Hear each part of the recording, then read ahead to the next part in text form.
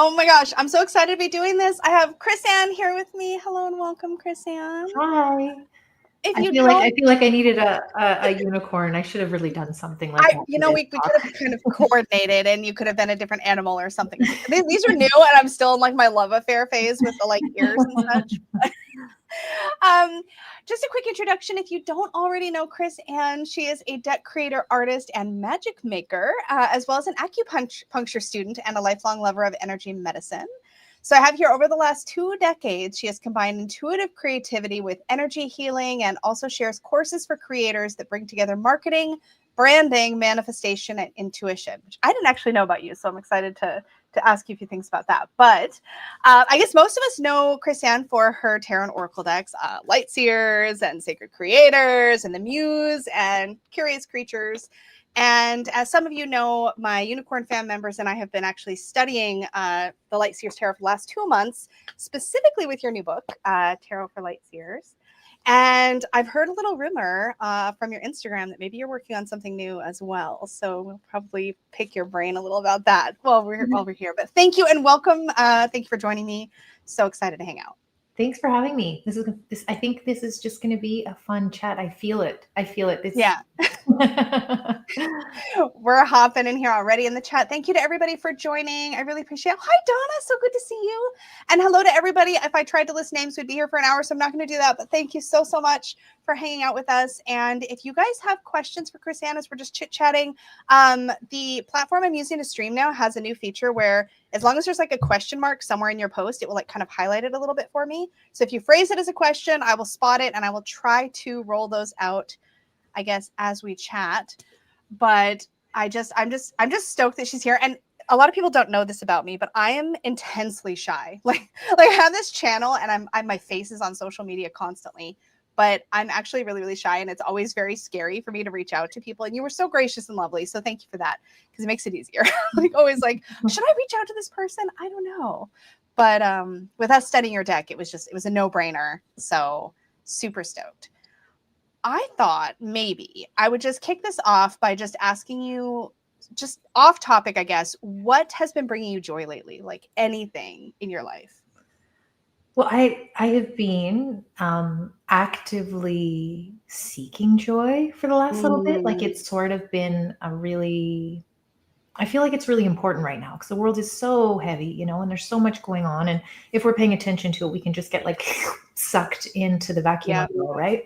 So I have been, number one of the things I'm just thinking like off the cuff the last month, I've been making fairy wings. I've been on a mission to create like the most realistic fairy wings that I can possibly create using like the tools that I have and some that I've purchased. So I've been making these like fairy wings for necklaces, and I just like to create. So it feels like play, right? Yeah. So that has been one of my really weird, like this month, that's what I'm up to sort of things. And the other thing that I've been really doing is I saw that Instagram post where, and you probably have seen something similar because it's a meme that's going around where it was like, imagine when you wake up to start searching for the proof that today is going to be the most magical day of your life. And so I've been doing that, but then I started even kind of doubling down on that. And I've started to really tell myself over and over again, life is an experiment. Yeah. And so, because we get so caught up as creators, like in the perfection and in the doing, and what do I have to produce, and how do I have to be seen, or how people perceive me, all of this stuff, right? So really, when you look at life as an experiment, it just inherently becomes more joyful. I love that so much. And you're really right that I think now in the age of social media really is what we're in. It feels like that we're all almost hyper aware of, the word isn't performing for me. It's something else. It's almost like we almost like have to perfect how we exist. Like it's one thing when you create something and we get caught up in the perfectionism of creating, but it's almost like now we're caught up in the perfectionism of existing. Yes. Like we have to exist a certain way to be valid, I think. Yes. And it's a very easy trap to spiral into. And it's funny when you talk about like things like the fairy wings and the ways in which you're seeing life as an experiment. It's so important, I think, when we spend a lot of energy putting things out in the world, also have opportunities to make things just for pleasure. I was just talking to my best friend about this earlier today. Like, it's important to have room to create from a space of joy and expansion without any concern about anybody else and like whether it's going to suit them or not. And I think sometimes we lose that. We get so caught up in the showing up for others that we forget to show up like for ourselves. Yes, 100%. And it's, I mean, whether you're creating as like that's your profession, you're a professional creator, or whether you're just creating posts, we get so caught up in the dopamine addiction of the likes and what other people think, or, you know, the whole, like, we're so worried about what other people think that it takes the joy out of it. And it's not even that we're not creating, but I believe that there's a problem right now with creativity. We're losing the spark of spontaneity. It's the spontaneous creativity, right? Or the spontaneous just being who you are without putting it through the filters of like, oh my goodness, like, what if I make a mistake, or what if I say the wrong thing? Or we just have to like go beyond. Like, for me, there's this essence of spontaneity that I'm looking to find, and it is working with that. This is an experiment. Life is an experiment. Therefore, I'm not going to do it perfectly. I'm going to be super imperfect, and I may have to repeat my experiment 1,000 times before I get it right, you know? Yeah. It kind of frees you to try things.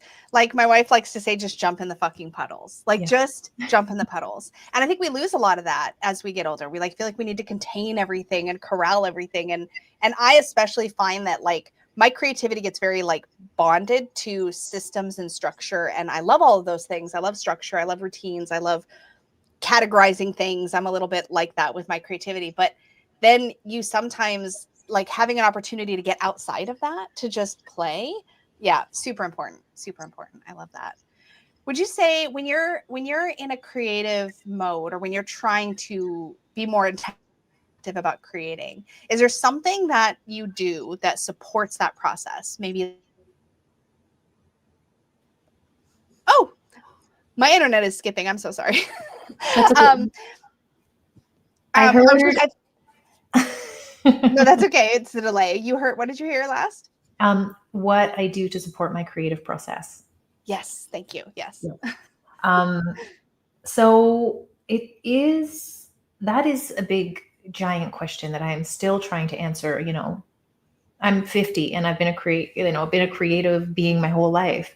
And I only ever hit my first creative block in 2020. And so I never had any trouble with creativity before, because when we are creative beings, we are creative beings. And everyone out there that's listening, that's who you are. And the supporting of the creative process, I've found it's really just a supporting of ourselves. Like, when we are out of whack, our creativity feels a little bit harder to find. You can't really create from survival. You can't really create from a place of just holding on. You know what I mean? Yeah. We have to really then dive into the self-love, into the holding of your own heart, into the holding of your own, whether that's mindset, headspace, sanity, whatever it is, right? And then allow yourself to play. And then, like, when you're just beyond survival, or just getting out of survival, of course, then creativity can be this like beautiful way to just like get it all out and then begin it, exactly. You got it. I think that's super true. It's funny because I think I can at least be very hard on myself when I'm not like, I kind of have to feel it to be creative. It feels like it's a flow. And so, yeah, you're right. When we're out of whack, it feels like that flow gets like interrupted, or gets kind of sticky, and like you're walking through quicksand or mud instead of like really feeling it sort of scoop you up. Cause I feel like when I'm good, when I feel like I'm in a better place, then it's almost like, instead of me digging around, like trying to find my creativity in like I don't know, like somewhere in the underground, it's almost like it comes and picks me up and carries me along with it. It's almost like the more active part of the process. I don't know. I love that. I think that the more we just are expressive, even if it's like the way you express yourself when you're singing in the shower, right? Like, it can be every moment of your life expressive. I'm not talking about like the performance part of it. Then the creativity just flows more, right? So I do a lot of dancing. For real. Like, I just dance around my house. I am such a goofball. I grew up as a figure skater. And so you ask my husband on any given night, he'll maybe like cooking dinner and I'm like trying to do cross cuts in my living room. Like I just play a lot. Right. So I think that willingness to play and to like just be shamelessly silly also allows the creativity to kind of, for me anyways, it helps me to make new connections that I wouldn't have made before, or to try new things, or I feel like you did that a fair amount. I almost want to say it was during like the pandemic and stuff. I feel like I would be scrolling and like one of your posts would come up on Instagram. It would literally just be you dancing. And I was like, that is amazing. Like the way that you would like, even just visually in my feed, it'd be like doom scrolling. And then here's chris-anne dancing. And it was the best thing because I don't think we realize the impact that kind of thing can have on others, because yes, you're doing this for yourself, but you're also demonstrating what it looks like to not get so stuck in it all, to not let the heaviness just like beat you down. And I just thought that was really beautiful. It would if I didn't do that, right? And it also, there is also the other side of that I'm so aware of as someone who creates for a living online, that people sometimes see that and they make the assumption that, oh, you're superficial, or you're trite, or you're not deep, or you're not paying attention. And it's nothing could be further from the truth.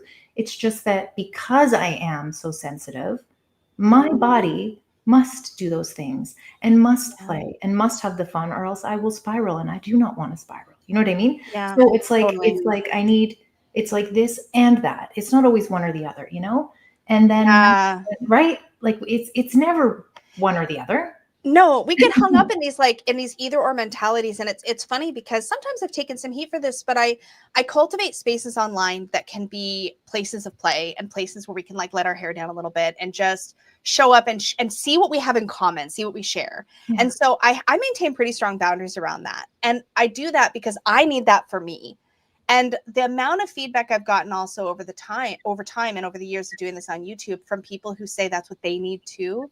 And a space where we can see each other without all the other stuff, I think is so important. And I am one of those people that absolutely gets caught up in the doom scrolling and the like fear and all of that. And so I save those. For me, I have a lot of those heavy, important, like processing kind of conversations with my closest loved ones. And we unpack this stuff and we dig in. But then I need places where I can also be free and play and not feel like I'm trying to solve the problems of the world all at the same time. I think that's like where I find balance for sure. And I think there's definitely something there where we don't want to tip into this area. There's, we hear terms like toxic positivity. We don't want to tip into this place where we're denying the reality of the world. But I think all things in balance, and finding where you have that balance is super important for sure. Yeah, absolutely. Yeah. I was curious. So you said you've been creative pretty much your whole life. So what took you from, I guess, the ways in which you were doing your creativity before? It's like, I think I'll make a tarot deck and like also try to pack every possible thing I can into this tarot deck as possible. Like it amazes me how much you packed into every single card. So what took you to like the Lightseers tarot? Like I want to create this. Was that your first tarot deck? I assume. No, Sacred Creators was my first deck. Was it? Oh yeah, that's right. Because that came first. It came out mass market second. Though. You got it. Exactly. That's where I got mixed up. Okay, yeah. So I guess it started with Sacred Creators. So what had you jump off that cliff? So I used to have a creative agency where I just did like websites and branding and logos and marketing. And I was in the process for a few years of transitioning that agency into an agency that, I had about 5 good years after I transitioned where I only took on clients that were feel good, and I dropped a lot of my bigger clients, and I really worked with like healers, and I just wanted to make more of an impact in the world. Yeah. And I found during that process I started to do a lot of branding with clients and sometimes bigger corporate groups. And in those branding sessions, I started to bring in oracle cards because I thought, okay, they're the best way that I knew, because I'd been playing with oracle decks since I was 15 or 16. I really got into decks, and I knew that they would open up the conversation in a way that really nothing else could. Yeah. So I would bring Oracle decks into those business meetings. And this was like 2013, 2012. Like it was early, like before they were accepted like they are today. Yeah, that's badass. I love that. I did lose some clients because of it, which was, I was like, I knew that I was taking a risk, but I also knew that it really worked. And the clients that played and that loved it really loved it. You know what I mean? And they got me. And then I was like, we are clients like forever. Like we're working together because they that's got how you like find your tribe and like you find the people that are meant got it. for you to work with and that are going to be good synergistically. Exactly. Yeah. And what it gave people permission to, like, in a situation where maybe you're with your boss or your manager and you want to talk about what's not happening well with the company or with the brand, it gave people, like, the way cards work, they see it in the card, it gives them permission because the card said it, not me.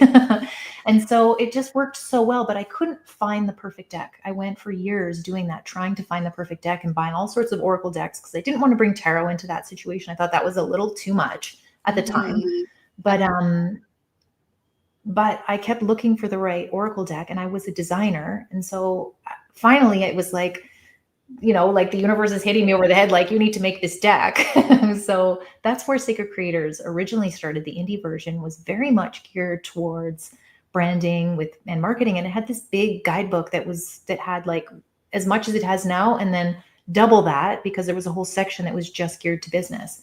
And that's that kicked off my, can I do this? And what is it like to be an author? Because I'd never written anything before like that. Yeah. And that just sort of started my love affair for deck creation. And then I jumped into Lightseers and the Muse. Wow. And so I heard a rumor, and I feel like I've seen this be true when working with Sacred Creators, that there is a little tarot hidden in this deck. Yes. Is that true? That's intentional? Yes. So the first 22 cards are a major arcana.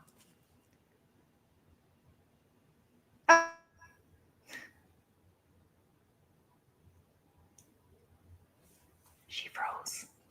Apologies. My internet's being goofy. I'm so sorry.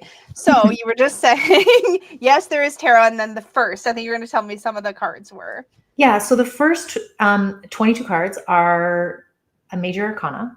Yeah. So like you can just go like from the 0 card, right, going right through each one of those lines perfectly with the RWS version of tarot.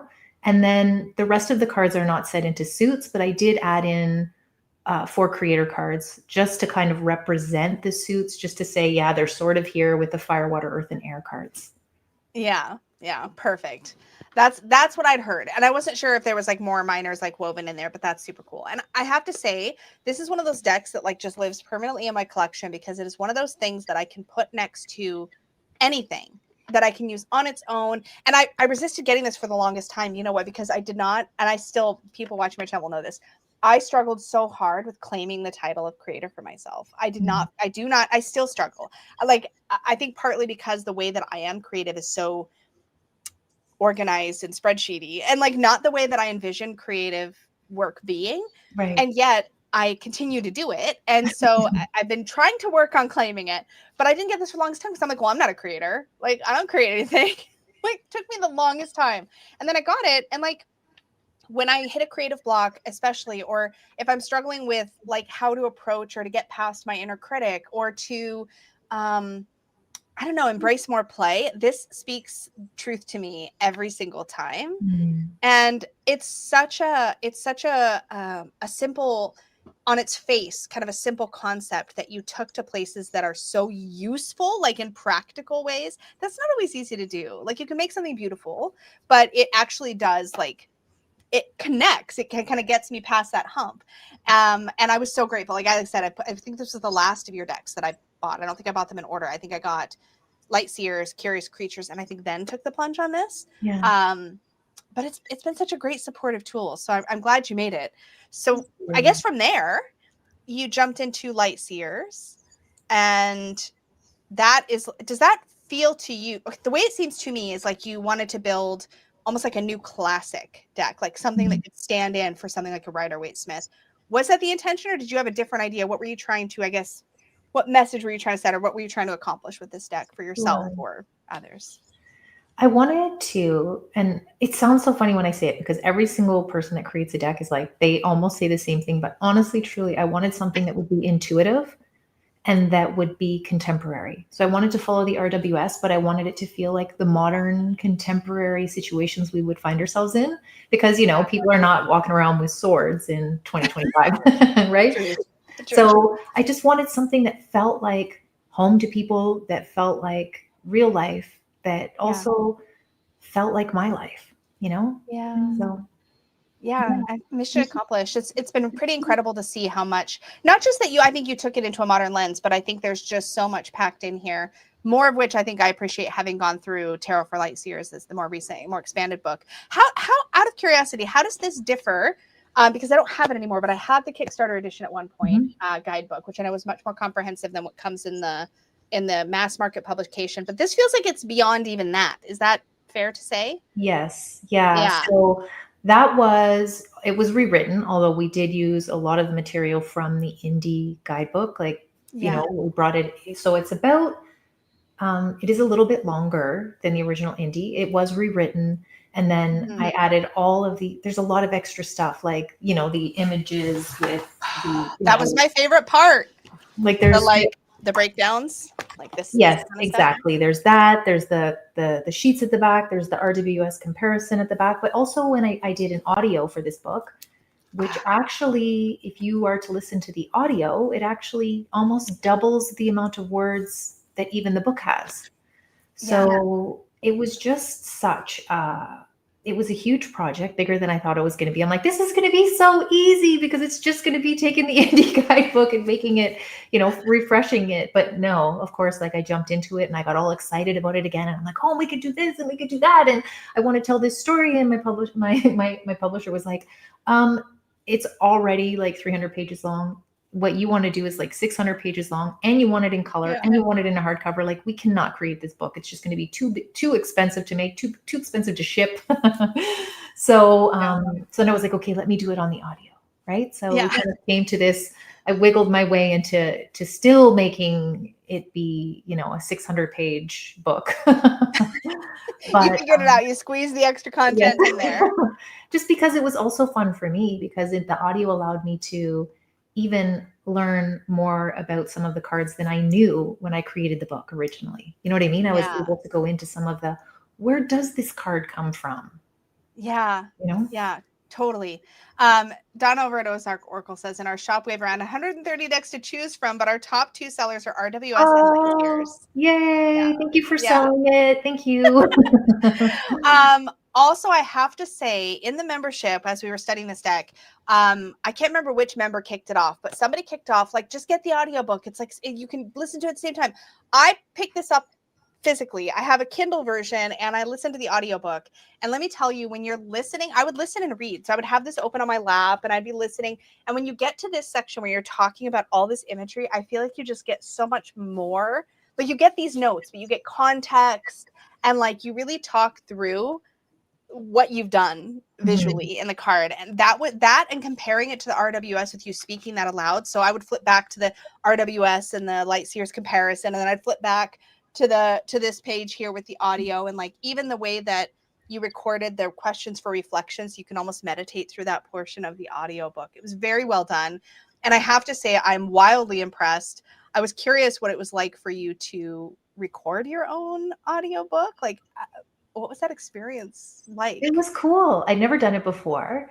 And so Heiho sent me into this little studio here. They find a studio that's local to you, which is great, because I also got to meet this local, like, studio musician, and he's usually recording people singing and guitars. And so for him, it was also, okay, we're going to do an audiobook. So we sat down, and it was much harder than I thought it was going to be at the beginning, because I'm spontaneous. And so I'm starting to say the sentence and I'm like, wait a second, that's not what that says. Oh my God. So we had to, there was a lot of little edits here and there. And I think I hear sometimes mistakes in it where I want to say, I don't know if they left it in. I remember there was at one point I said the wheel and I meant the world, which is a mistake I make a lot anyways.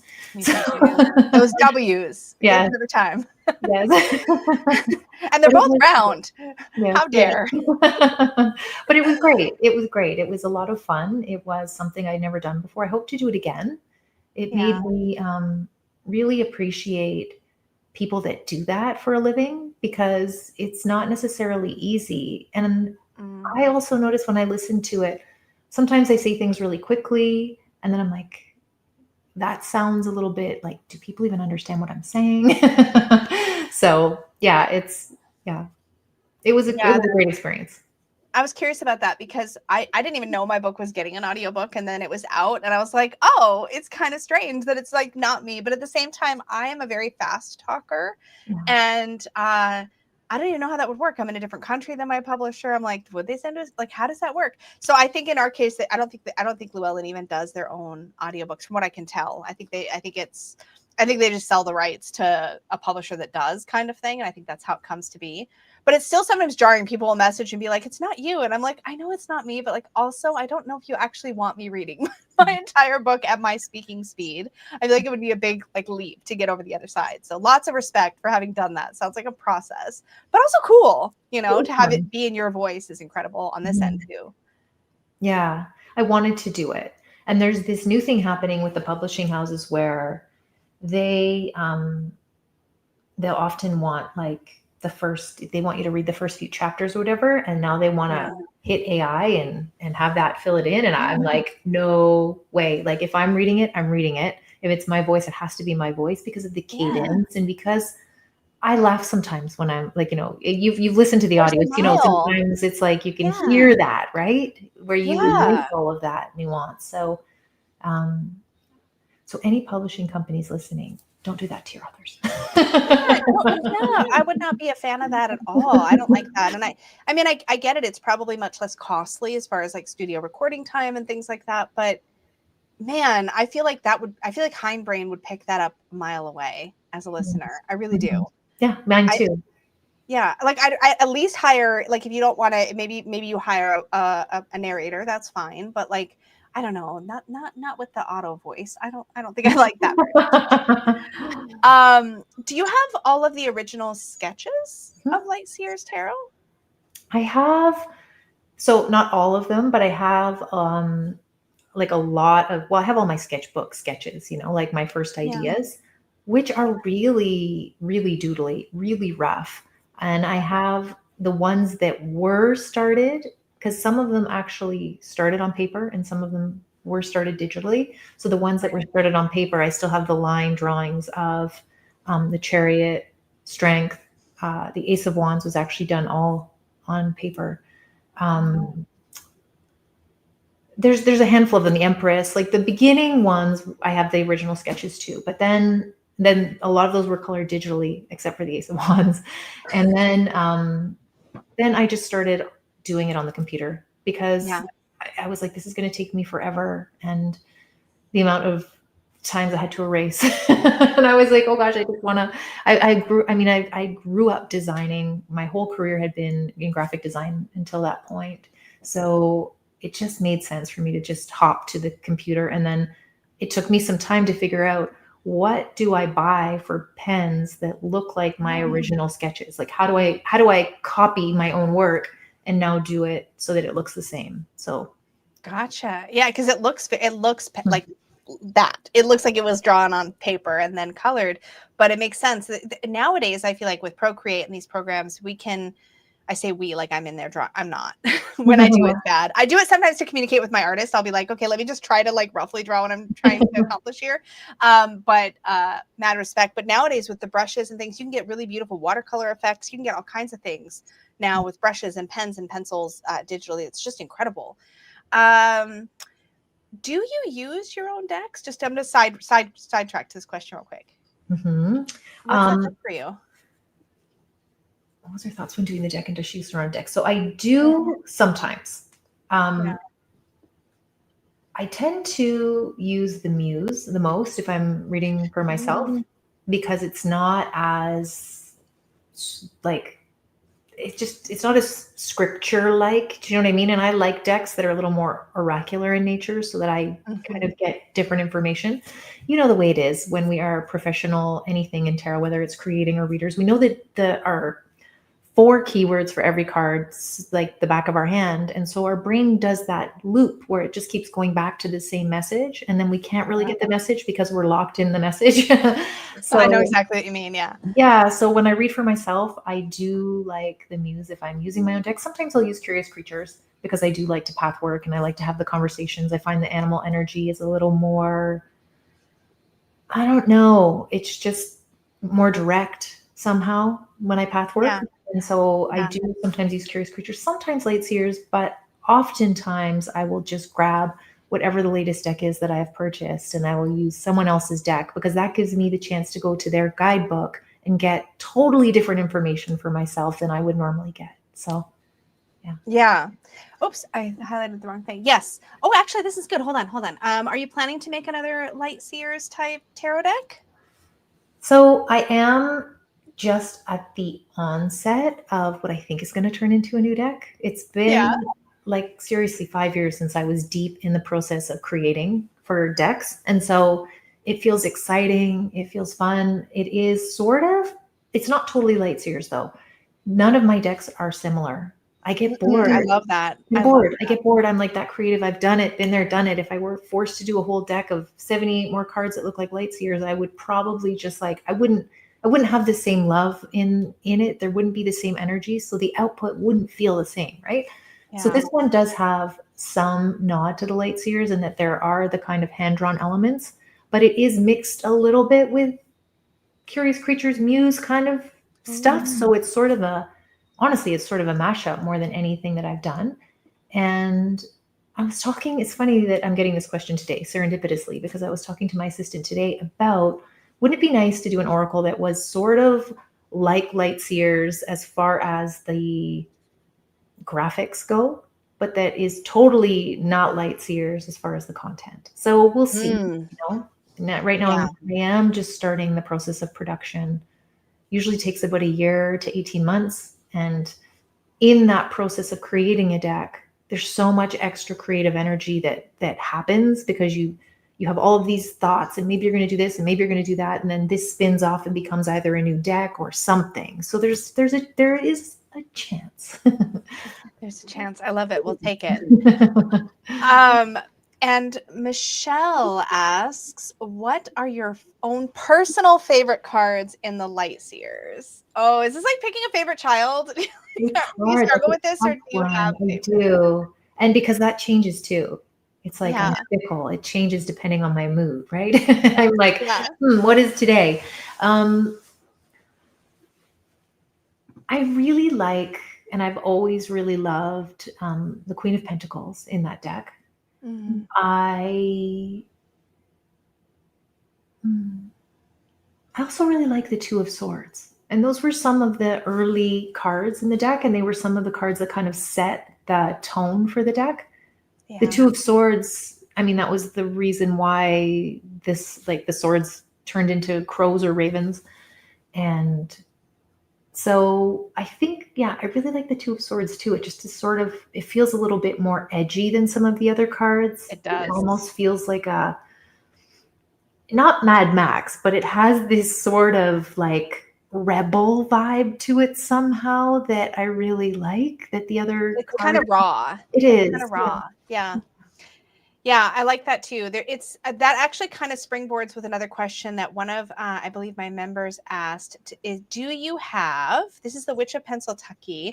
Let me just pop this into the chat real quick. But she wants to know if you have ever chosen or if you currently kind of got a light and shadow card from the deck. I'll pop it on the screen here.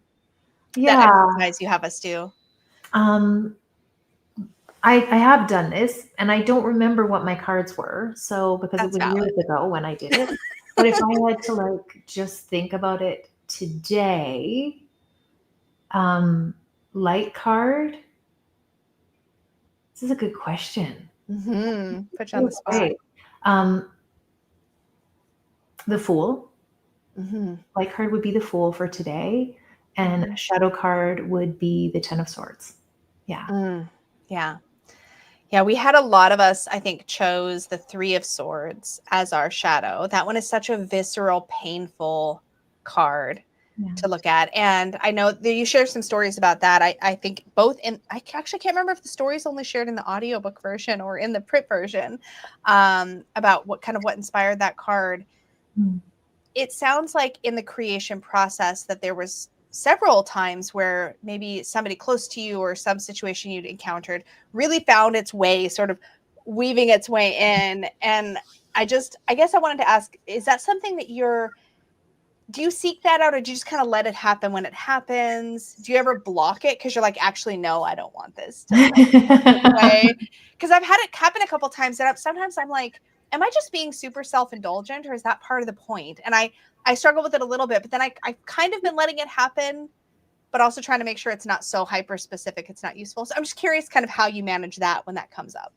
So I didn't create the cards in order. So they just sort of happened when the energy flowed into my life, and I felt inspired to create it based on whatever energy I was feeling, which worked for me.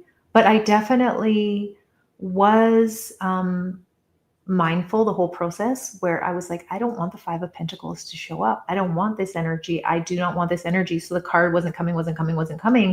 And I don't remember really having to go through the Five of Pentacles moment like I was worried I would have to. It was like I was like, no, I'm just going to draw this card, and I'm going to draw on my past experiences. I don't need to relive this. Yeah. But yeah, does that answer your question?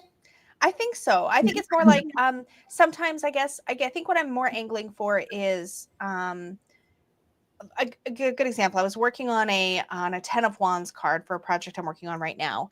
And as I was writing it, this experience, I literally had it like the grocery store with my wife, like a couple days before that popped into my head and became this whole inspiration for this like hidden disability story and like how it shows up in life. And it's things like that where it's almost like you're already working on a card, and then like this personal situation comes up, or you're reminded of it. And whether like you always allow that to flow in, or if sometimes you're like, maybe not this time. Maybe this time, I'll leave that out and kind of create a barrier or a boundary around that. I think that's kind of what I'm asking. I think that the best way I can answer this, I believe, is the way I see the world, and the way it's just like paradigm for me is that if I'm working on something, or if I'm thinking about something, then I will necessarily see it reflected in the world around me. Yeah. True. So I'm thinking about it, and there it is. And then I learn more about it, and I get to think about it more, Yeah. Yeah. Fair enough. No, that makes sense. Actually, that makes sense. So just kind of letting it flow for the most part. Yeah. I like that. Yeah. It's kind of funny. It's when you were asked about using your own decks, it's kind of funny how when I was creating my first deck, I was like, okay, well, I want to create my like dream unicorn deck. And then I get to the end of it. I now have my dream unicorn deck, but I know it so well. And I think you articulated this really well, just to kind of go back. I know it so well now. And it like that it almost, I don't use it as much as I thought I was going to. Like I'm using it regularly, but there's so many times, like you pointed out, where I want to go to someone else's work because I don't want my perspective on the situation. Like I want somebody else's perspective. Yeah. And there's this point at which you almost know your own work so well that it becomes a source of bias, I suppose, in the reading. And I just, that's something else that just kind of occurred to me when I was listening to you, was this idea that, yeah, sometimes like you create your dream deck, but it is, but at the same time, it's not always like, it's great to read for others with it, but it's not always great for reading for myself as much like I thought. Yeah. I don't know. Exactly. Yeah. And I find the same, but I find that with almost any deck, it's so easy to read for others and so challenging to see our own shadows, right? Which is often why we're going to the deck, with our own questions in the first place.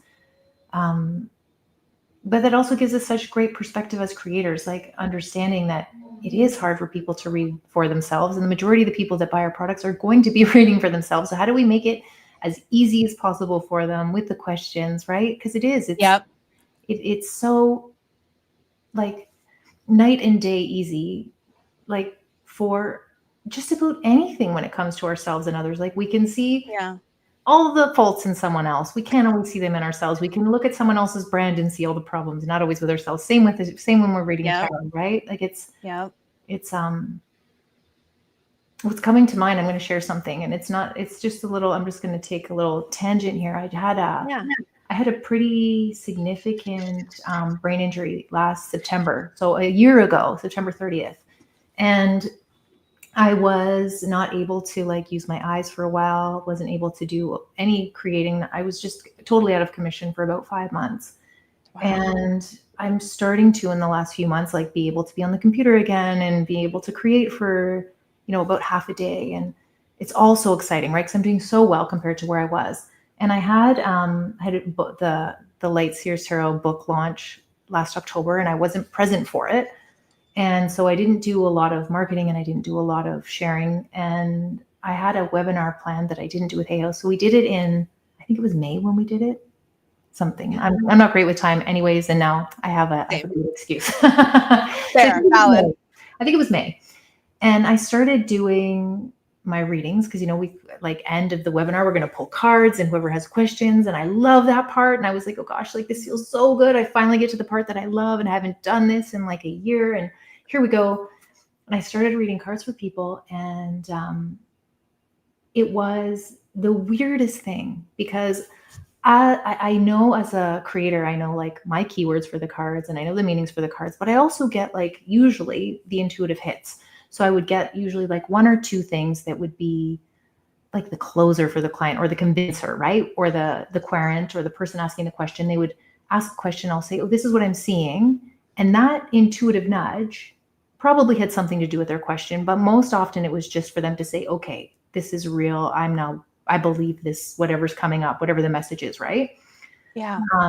I think that's what it was from. I don't know. I would just get an intuitive, I would just say what I saw in my head, right?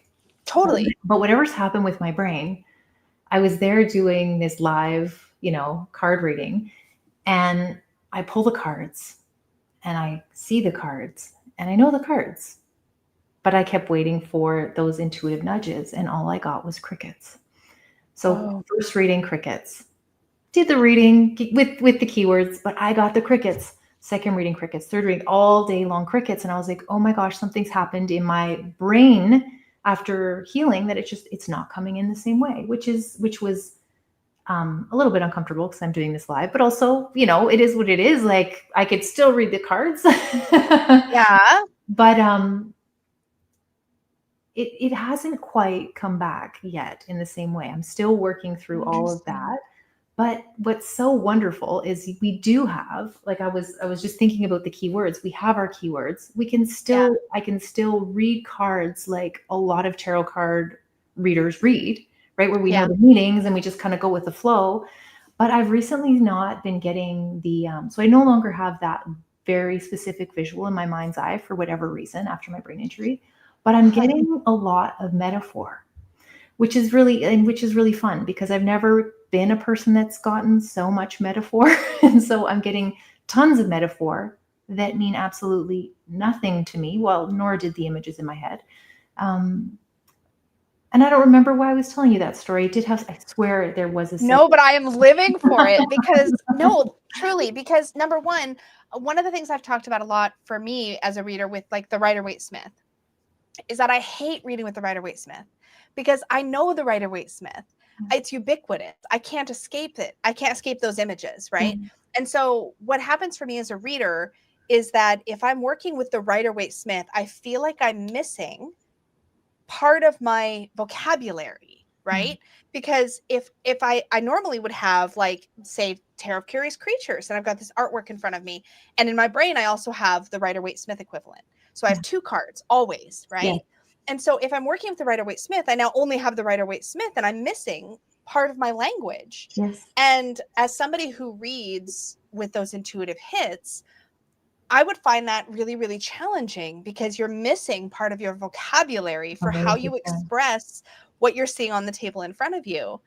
And then when you started talking about metaphor, I got kind of excited because actually the 9 times out of 10, I shouldn't say 9 times out of 10, but a large percentage of the time, when I'm getting intuitive hits, I express it as metaphor. Yeah. And I was telling you earlier how my brain is like spreadsheety, right? Like I'm very like spreadsheety. And it's just kind of cracks me up in a way that you've actually, from my perspective, and I mean, forgive me for being a little presumptuous, but it's almost as though your brain has found a new route to expand your vocabulary again. Like here you have this block over here, so it's going over here to metaphor. Yeah. And I find that really exciting and I guess kind of miraculous that you're reprogramming in a way, kind of as you go. Well, I That's had incredible. to learn how to do a lot of things again. My eyes weren't working Yeah. together. I see someone there has a TBI. It's a traumatic brain injury. So someone Yeah. was. Thank you for Thank you, clarifying Liz, that. for clarifying. Yeah. Yeah. So I had to learn how to do some things again, and I lost words for a while, and we didn't know exactly how well I was going to get. You never really know, right? So it's. Yeah. I mean, I'm so grateful. Things are fantastic. Yeah. But I definitely, your brain does find a way. And I studied acupuncture. I had all of these experiences with the way intuitive hits come in physically instead of through the mind's eye in that Yeah. experience. So I knew on some level that where there's a will, there's a way. Like the intuition will always find a way. Yeah. But I am on this really, really unique journey of like, what is that going to look like? And thank you for saying that, because I do feel like the metaphor is a little bit faster. It kind of just goes, I miss some of the specifics of the person's life, and I just get to the metaphor, which is maybe all they need. That might be all they need. Yeah. And I think at the end of the day, something I talk about a lot is I think it's hard when you're moving from one way of communicating your messages and your ideas as you read to another way. I can only imagine that language shift being really challenging. At the same time, I talk a lot about how if the message is effective, like if the client or the querent got what they needed in that moment, and particularly if that client or querent leaves your table, I guess, a little better than you found them, like a little more empowered or a little more seen or validated in some way, then it worked and it was right and it was effective. And that's our main job, I feel like, as readers, with people trusting us with that part of themselves. I have a totally off the cuff question. I have a couple of these, but I'm curious. This came up in our study, but is the hermit in her pajamas? I never saw it that way. So we're just curious if that we were debating. I love that idea. We have had the most delightful time in the study, I have to say, seeing things because you've pointed them out or because we've just encountered them for the first time, little things that we never noticed before about the cards. That's just, it trips me out because I've had this deck in my possession in one form or another for so long.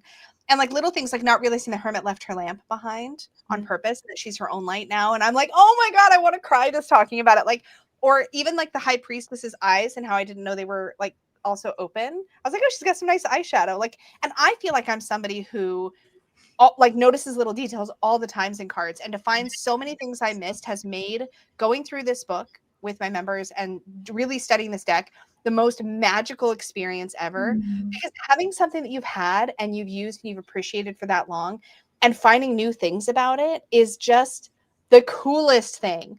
So quick shout out to anybody who's curious, but I don't care how well you know the Lightseers, you still don't know it all the way. Like, because we've all been blown away. This has been profoundly, I've been doing deck study club with my members for a long time, and this has been the most engaged and the most, we've had the most aha moments and just the most profound Easter eggs that we've stumbled into in this than in any other. I think you did such an incredible job, both with this new book and kind of giving us fresh eyes for this work, but also just in packing so much in. But yeah, that was one of our burning questions: is the hermit in her pajamas? It's one of my favorite questions to date. And I'm just going to say she may be, right? Because isn't Tarot the way you see it? I didn't see it that way, but I will from now on, because that's a very hermit thing to do, right? Right?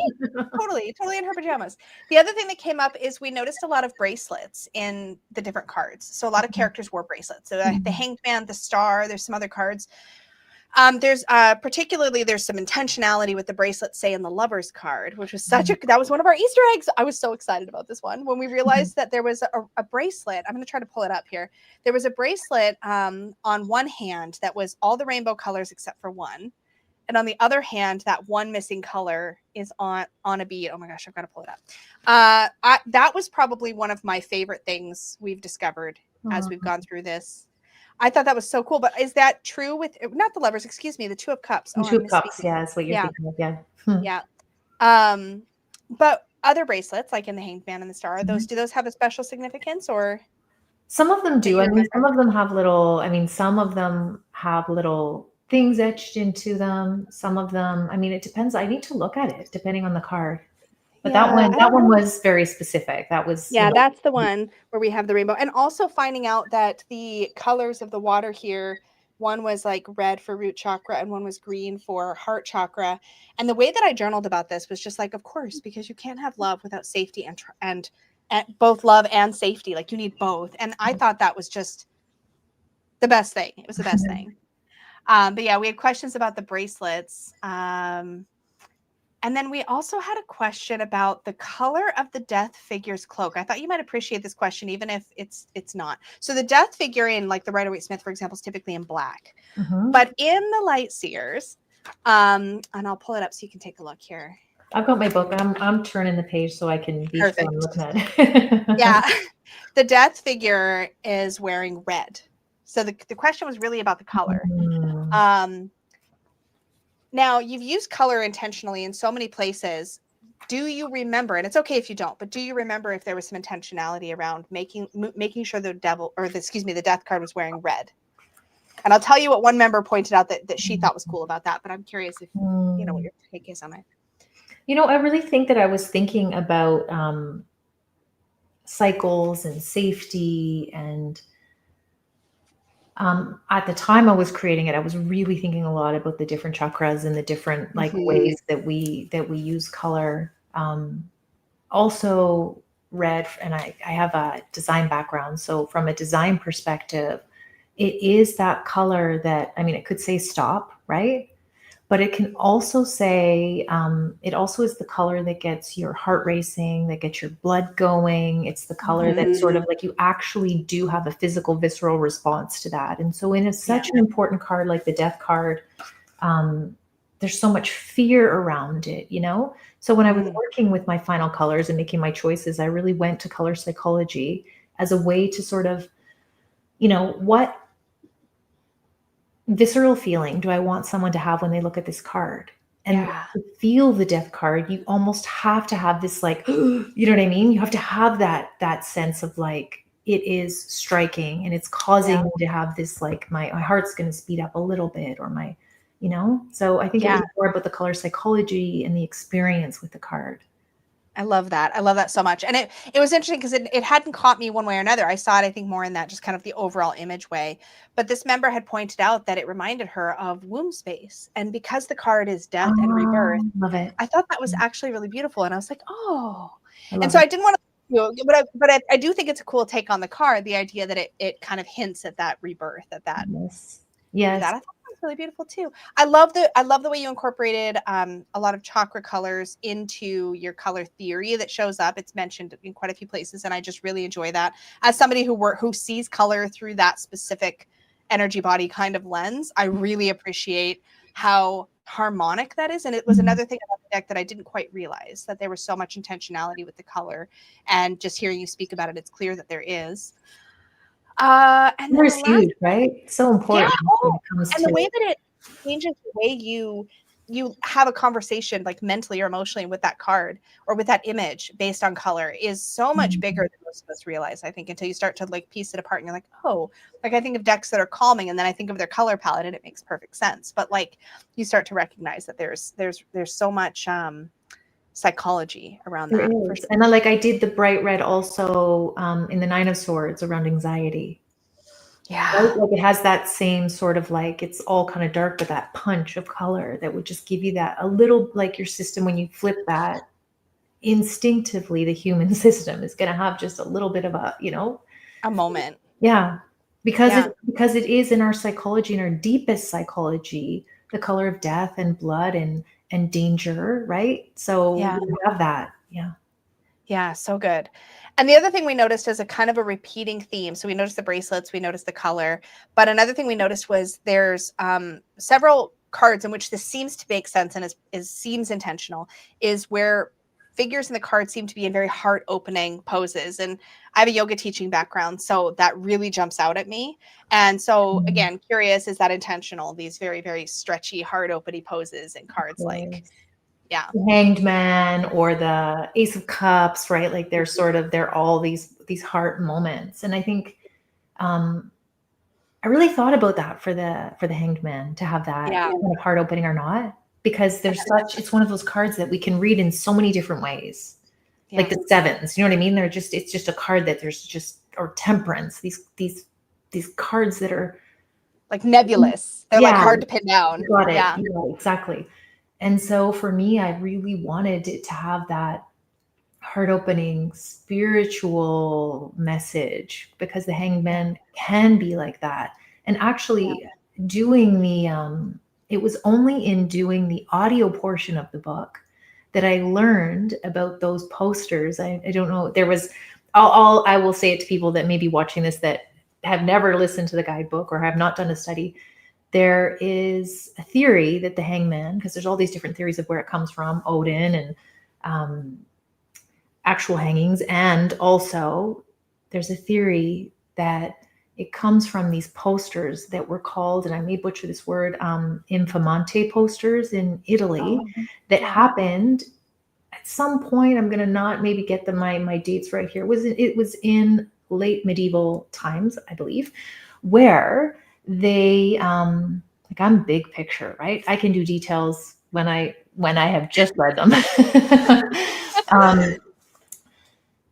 Where they would, as a way to take someone down, like a businessman that did something that he shouldn't have done, or like, it was almost like early days cancel culture. They would create these posters of people where they would have illustrators draw the face of the person that they wanted to make fun of, and they would show them upside down hanging from one leg, just like our Hanged Man. And so that sort of brought, when I was going through and writing the book, this whole other idea of where the Hanged Man could go and what it meant. And I didn't know that when I created the deck. I really saw it as much more of like a spiritual awakening, letting things go, seeing things in the new perspective, like the more typical side. But now whenever I look at the Hanged Man, I see it as this sort of like letting go other people's perspectives and really letting go of this sort of expectations. And, someday you may be the bad guy in someone's projection, and there's nothing you can do about it. Yeah. You know, I find that really powerful. Yeah. It's liberating if you think about it, because the Hanged One has a lot of rebel sort of energy as well. This idea of like maybe being willing to be seen. It's like a deeper, I feel like this could get tangled up with the Fool, but I know what I'm trying to articulate. And it's almost like being willing to go against the status quo and risk that ridicule, perhaps, as a result of putting yourself out on a limb, so to speak, right? I think that having that aspect, because I tend to see the Hanged One as someone who's almost outside of time, both from being suspended and not making a lot of forward motion, having that flip of perspective, that then you add that other layer of almost like rebellious kind of pushing back against the narrative. You can play that into a really empowered place or a disempowered place, depending on what you're getting from it in the moment in the reading. It's really interesting. Yeah, I love that. I have a question. Oh, here we go. Faye of the Forest asked, do you have a ritual you do if you use your decks? Do you have any kind of ritual you do around that? And if not, what decks do you use? So basically, this was, I think, a piggyback off the previous question that she had asked about whether you use your own decks. But maybe if you have a favorite that you tend to reach for when you're like, I need a reading. I need it like right now. What's a favorite? I really like some old decks that I've had for a long time. I love Druidcraft. I love, there is the Druid Animal Oracle, which was actually the first deck that I bought myself. Oh, wow. So I still go to that deck. Druidcraft is a tarot. I like the Wildwood by the same author and illustrator. I love the Hidden Realm. I like decks that are kind of fantastical, magical, a little bit dark. I love the Marielle Tarot. Oh my goodness, if I really am having trouble with something and I need a good shadow kind of deck, I go to the Marielle. But I also, there's this one deck that I use a lot, and it's probably the only deck that I bought myself twice because I left it while traveling. And it's just a deck that's like a tiny little, it's in like a tuck box, and it is called the Tarot of the, gosh, Magical Forest, I believe. Magical Oh, Kingdom, Magical Forest. that's like the big-eyed animal. Yes. That's a great one. And it's just so cute and light and sweet. And so sometimes, sometimes I'm just in a space where I'm tender and I feel sensitive, and I know that if I'm going to get my Three of Swords or my Eight of Swords, I want it to look cute. Yeah, I totally am with you. It's funny because if I want a deck that is going to speak truth and be very irreverent and like very blunt, but very like, I don't know, it's hard to describe. Anyways, Tarot Curious Creatures is my pick. It's funny because that deck, I have never before or since experienced a deck that I can flip a card and I'm path working before without meaning to every single time. And I think it's a combination of the way that the characters seem to pop out of the borders, that three-dimensional aspect, how wild and quirky and colorful they are, how much personality they have. It's indescribable. I think if you get a chance, if you want to see me being ridiculous, if you get a chance, watch my walkthrough or part of my walkthrough of that, unless it totally like aches you out to look at your reviews of your own work. But the way that it made me laugh, like I pull this out if I just want the cards to talk to me, like that's the one. And I've never ever had such a visceral putting path working on autopilot experience ever before that deck. But there's something about the way you created that one that just, was that a fast one? Like, did you kind of like almost channel that? That was 2020. Yeah. And I had teenage nephews in the house. They were there January, February of 2020. And so they were here from Chile to snowboard. And so they're funny energy. Like we laughed all the time with them. And I started creating it without meaning to. I was just sitting with them. They were watching something on TV that I wasn't interested in. And I just started creating a card without really meaning to. And I ended up laughing so much at like, it was the Justice card with like the bird, the parrot head. And I was like, oh my gosh, like it made me laugh. And then I just kept going with it. And as the world got more insane and things got crazier, I just dove into that deck because it made me laugh every single day. And it's not even the ones that the final cards, but every single card went through a process where I will send it to you, Lisa. There's a picture, like the first version of the death card. I knew that I wanted, the vulture, but somehow when you're putting bodies and animal heads together, they don't always work, and they look they look ridiculous, right? So my first death card looks like this sad vulture who's trying to like rob a bank and no one's listening to him. Like he just got no energy of death at all, right? So we laughed so much through the process of trying to find the right animals, that it was a lifesaver for me, I believe. And it also, I mean, I love hearing that you feel called to pathwork with it, because that was one of my main intentions with that deck. I was like, I love pathworking, and this animal energy, there's something different about it. It's like whenever there's a human that wants to talk to us, we're like, no, I'm not ready to listen to your advice, right? When we want to even like, and I do love pathworking with cards and with the characters and the kings and the queens and the court, whoever wants to chat with me, But still, there's still something human there that I'm like, oh, you think this because you had that experience, right? Like, whereas the animal, it's like the way you come home and your dog is there and they love you, and there's no ulterior motives. It's just, I want to give you the advice. I love you. Here's the energy you need. Here's what you need to know. And I find the same thing, that it's so easy to hear from animals, but when they're personified and they're kind of like humanimals, then they're kind of ridiculous. It's what's extra magical about that for me. And this is something that like I make fun of myself, but I have the worst animal identification skills of life. Like it's a running joke here. Like I will I will call things the wrong thing. Like I'll mix up squid and octopus. Yeah. Like I will mix up, like it's really bad. Okay. And so for me with animal decks, we have kind of a complicated relationship because I can't always like identify what I'm looking at, and then I'm stuck because if you don't tell me what it is, I don't know how to like build a connection. And but with these, it doesn't need to matter, if that makes sense. Like it's there for me if I happen to recognize. But how do you not like know that this character has a personality and has something that they're trying to tell you? It is I literally, it's so it's so delightful. This is one of my favorites. Yeah. Like he's the faces. And it's funny, one of the criticisms I saw about this early on was that, oh well, Rhino would never be that skinny or whatever. And I'm like, that's not the point. You're missing the point.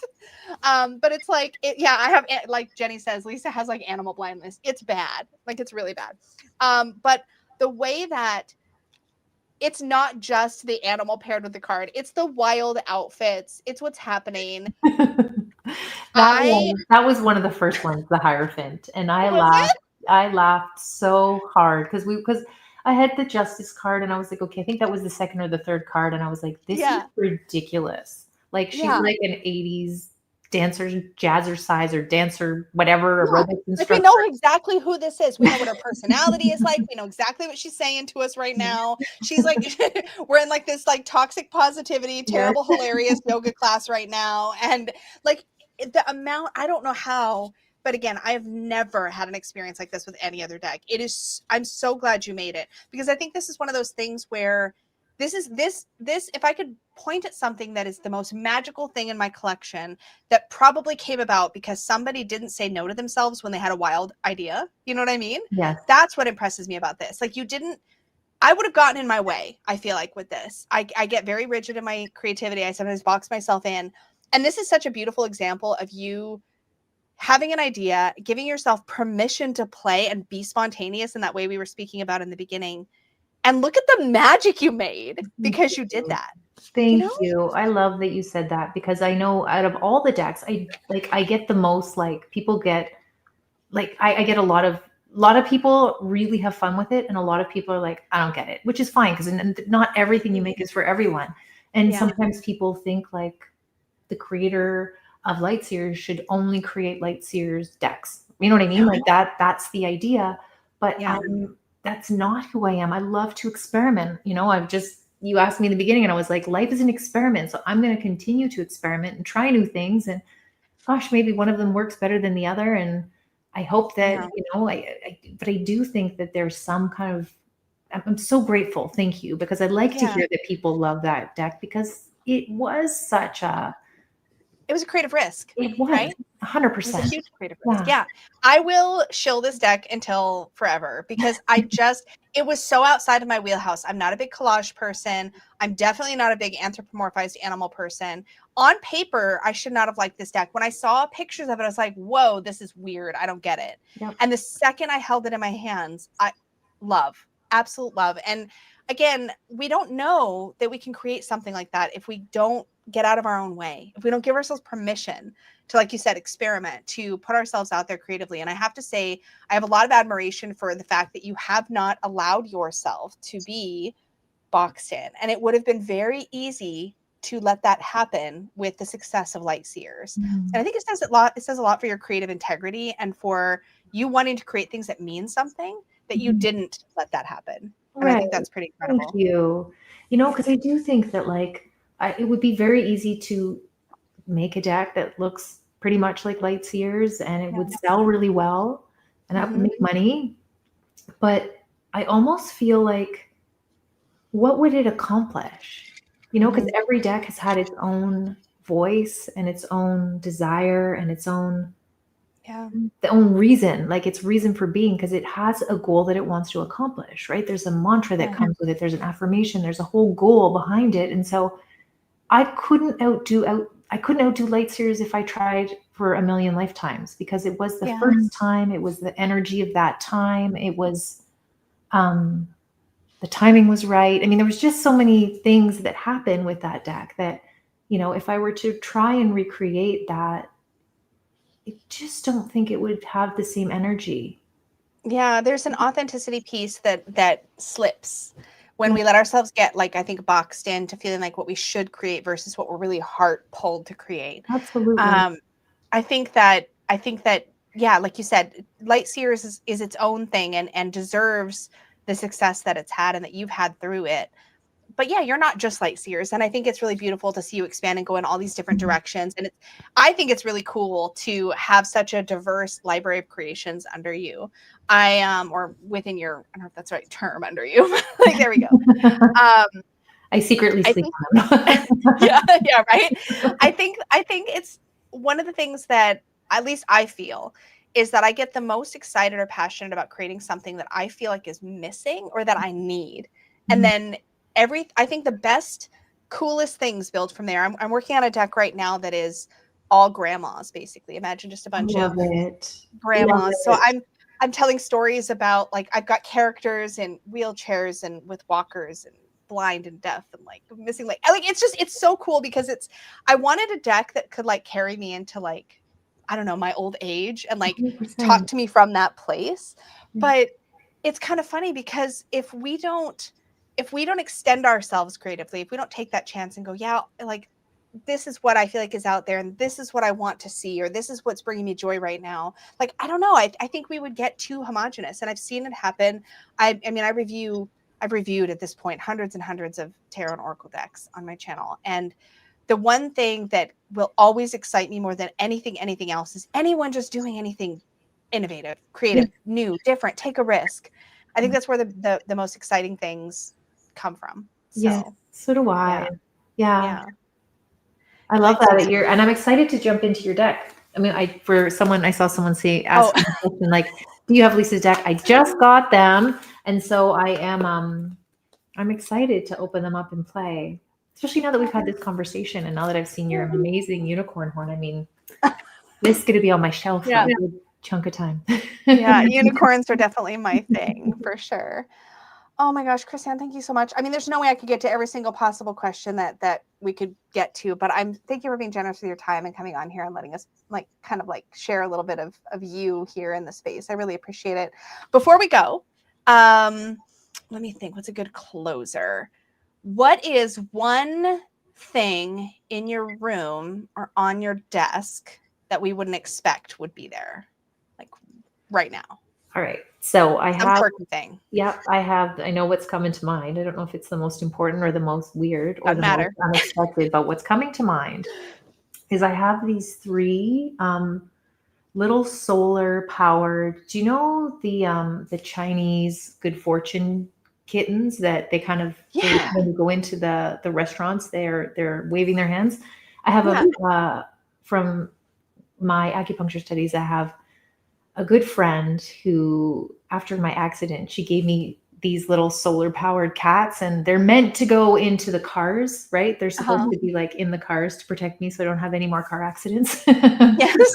But right now, I just love them beside my desk because they're all out of sync. And so I don't know, they just kind of go tick, tick, tick. They have this little noise, clicking clock kind of noise. They're Yeah. sitting in the window.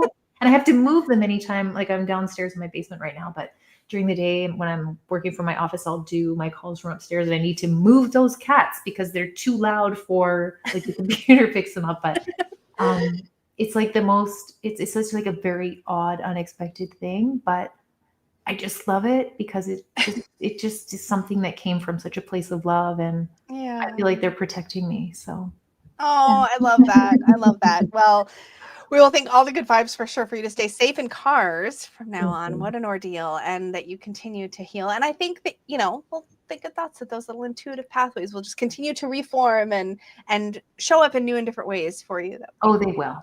100%. Yeah, they are. And keep me posted on if, any, without any pressure for yourself, of course, but, keep me posted on your new projects. I would love to keep the community here posted as well about what you're Yeah, doing. absolutely. As soon as I have some little sneak peeks to share, I will send them over.